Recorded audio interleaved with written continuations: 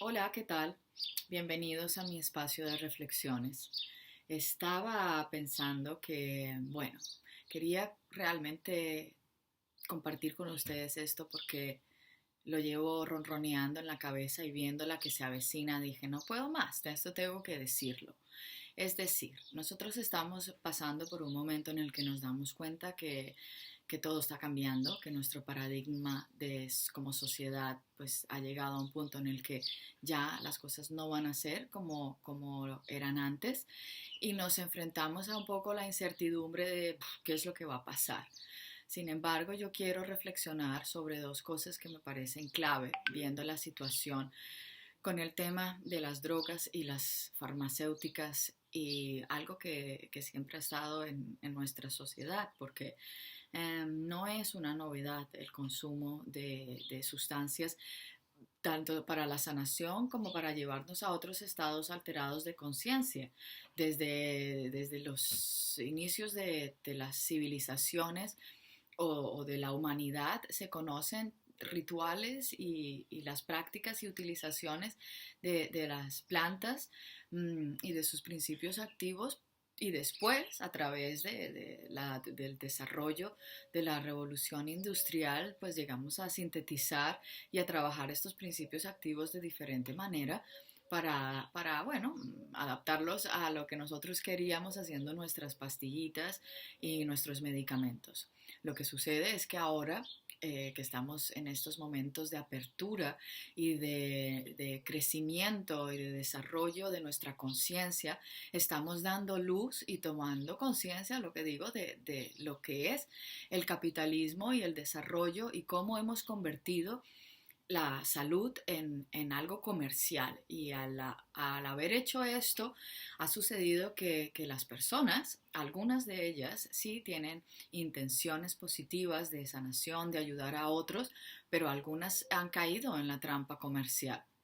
Igual que hay médicos buenos, pues hay farmacéuticas buenas y otras re malas. O sea, es decir, se supone que estamos viviendo una pandemia y que alguien o algunos científicos se han lanzado con coraje a investigar qué es lo que se puede hacer y resulta que esto tenemos que pagarlo.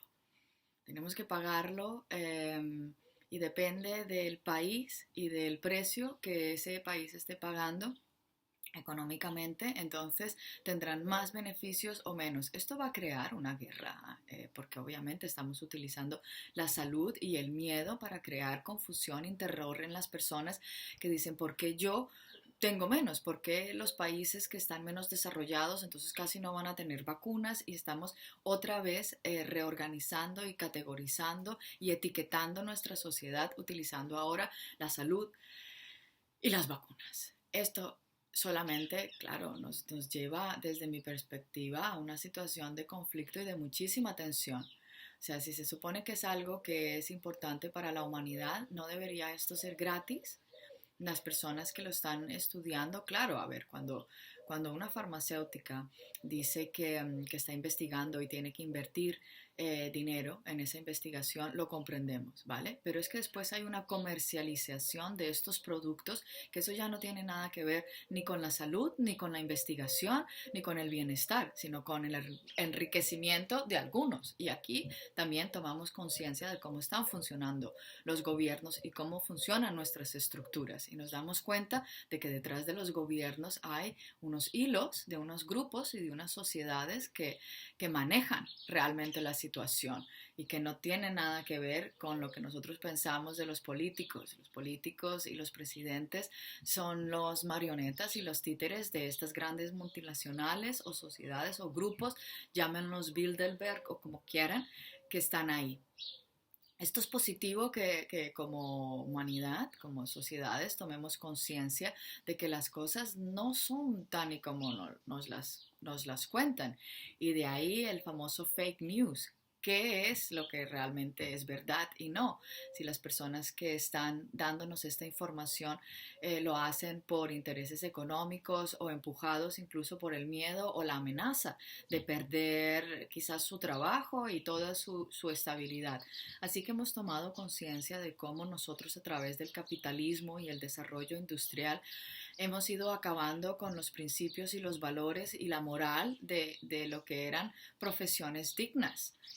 Eh, También quiero llamar la atención a una hipocresía muy grande que creo que existe dentro de todo este mundo de las drogas y los narcóticos, que ha sido, por ejemplo, el narcotráfico.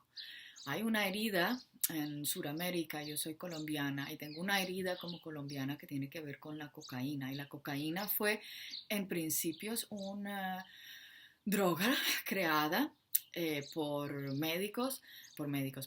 científicos alemanes y después americanos para utilizar dentro de la industria pues, farmacéutica y la psicología e investigar con ellos también en los campos militares y en fin, el tema es que después, digamos, quizás que el pueblo comenzó a sembrarla, a utilizarla, porque bueno, realmente la cocaína o la hoja de la coca se había utilizado por los pueblos indígenas durante toda, que yo sepa, su civilización o existencia y todavía se sigue utilizando.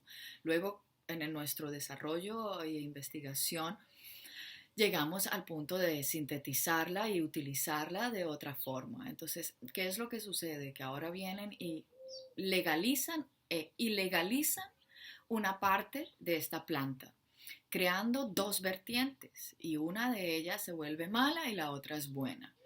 Y los que trafican con ella a través de esta forma son malos, pero las farmacéuticas que las compran para utilizarlas en sus medicamentos son buenos. Lo mismo sucede con el opio y lo mismo sucede con el cannabis. O sea, cuando la compra una multinacional, está bien, ¿ok? Si la cultivan ellos, está bien.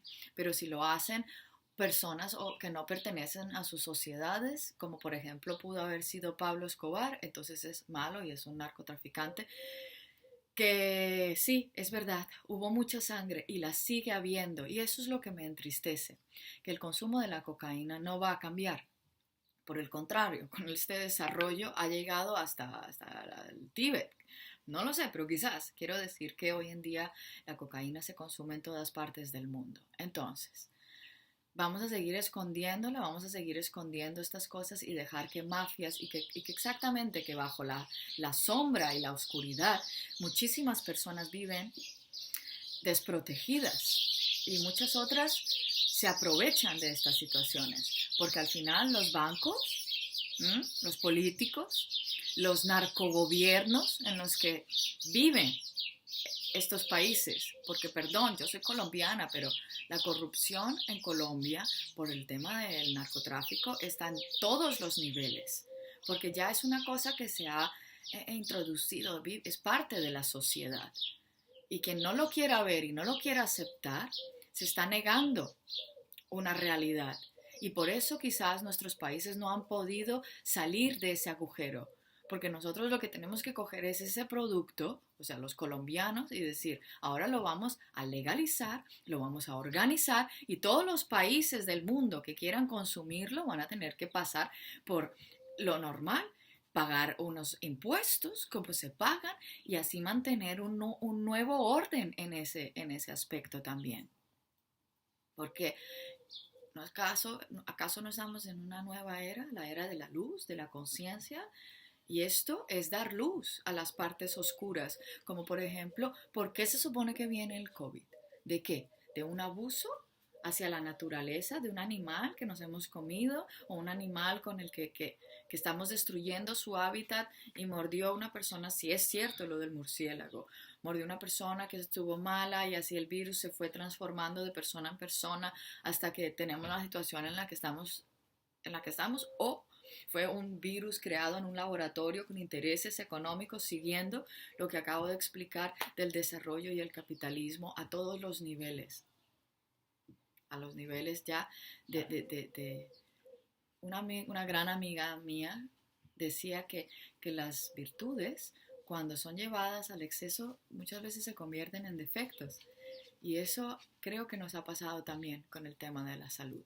Y ahora simplemente pues digo, ojo con la situación que se nos avecina y caer en todas las trampas que nos están empezando a poner de viajes de lujo a Dubái para ponerte la vacuna por $40,000 Por favor, mantengamos la seriedad y la conciencia y el corazón y atentos. Muchas gracias por escucharme. Que tengan un buen día. Gracias.